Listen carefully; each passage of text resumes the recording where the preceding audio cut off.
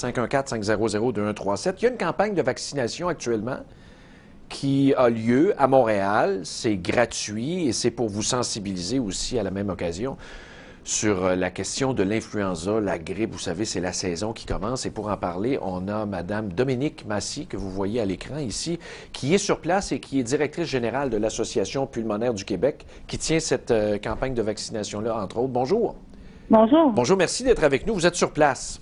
Eh oui, Bon, écoutez, c'est la foule. Oui, bien, tant mieux. Écoutez, expliquez-nous un peu l'exercice, là. Ça a commencé à 10 heures ce matin à Montréal. Je pense que c'est au promenade de la cathédrale. Effectivement, on a des gens depuis 6 heures ce matin qui sont venus s'inscrire Oui. pour pouvoir recevoir le vaccin, soit de l'influenza ou encore celui pour le pneumocoque. OK. L'association fait ça à chaque année depuis 5 ans pour justement donner la chance aux gens qui sont en milieu de travail. On vient justement au centre-ville pour faire ça. Et après ça, on va en région aussi pour pouvoir donner la chance aussi aux gens d'avoir de façon gratuite le vaccin pour le pneumocoque ou l'influenza. Donc ça, en même temps, cette campagne-là qui est publique, on nous sensibilise. Là, c'est le moment de le faire actuellement? C'est le bon moment? Oui, c'est le bon moment. À partir du mois d'octobre, c'est le temps de faire la vaccination. OK. Quand on parle de clientèle cible, moi, personnellement, je fais partie de cette clientèle-là, étant diabétique avec injection quotidienne et tout ça. Mais il y a un large éventail de la population. C'est une bonne partie du monde là, qui pourrait être touchée par ça. Là. Ben nous, ce qu'on dit, c'est que toute personne qui est en contact, soit avec ses grands-parents ou avec des patients, devrait être vaccinée, bien entendu. Parce que, je veux dire, faut penser aux autres.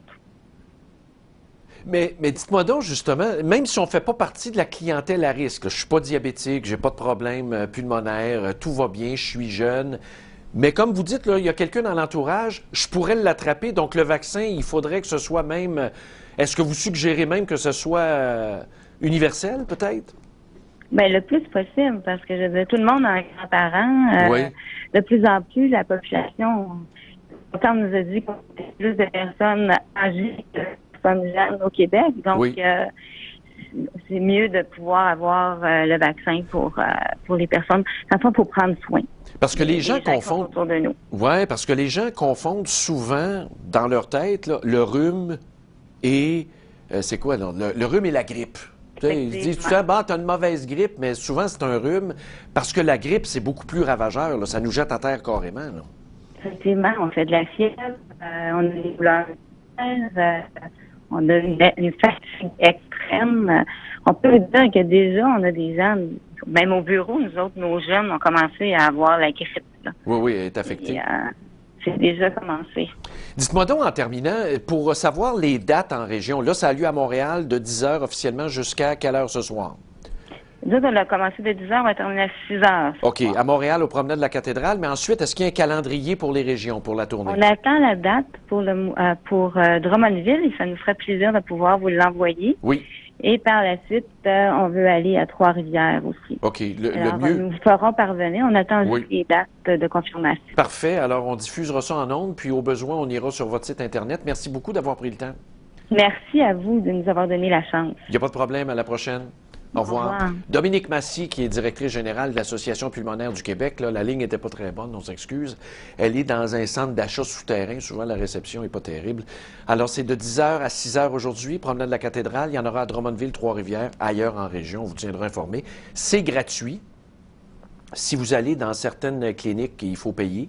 Si vous faites partie des clientèles à risque, je pense qu'il ne faut pas payer, mais là, je n'ai pas vérifié. Honnêtement, ça fait 3 ans que je n'ai pas eu le vaccin moi-même. Je ne suis pas le meilleur exemple là-dessus. La dernière fois que je l'ai eu, c'est quand il y avait eu cette grande campagne universelle, là. Quand on était avec la H1N1, puis il y avait des morts. Là, puis là, moi, je me souviens, je ne sais pas si ça vous dit quelque chose, Philippe Couillard était ministre de la Santé à l'époque, j'étais maire, puis il y avait toute cette folie-là autour de la H1N1, puis il fallait faire des vaccins, puis stocker tout ça, puis des mesures d'urgence. On avait été contacter les villes, partout au Québec. Quels sont les arénas disponibles pour qu'on puisse installer des morgues?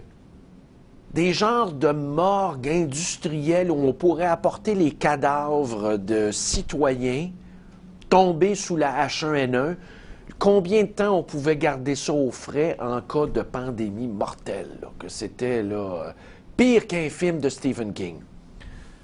Je vous dis, là, on a appelé, hey, à Huntingdon, avez-vous des arénas proches pour qu'on puisse stocker les cadavres?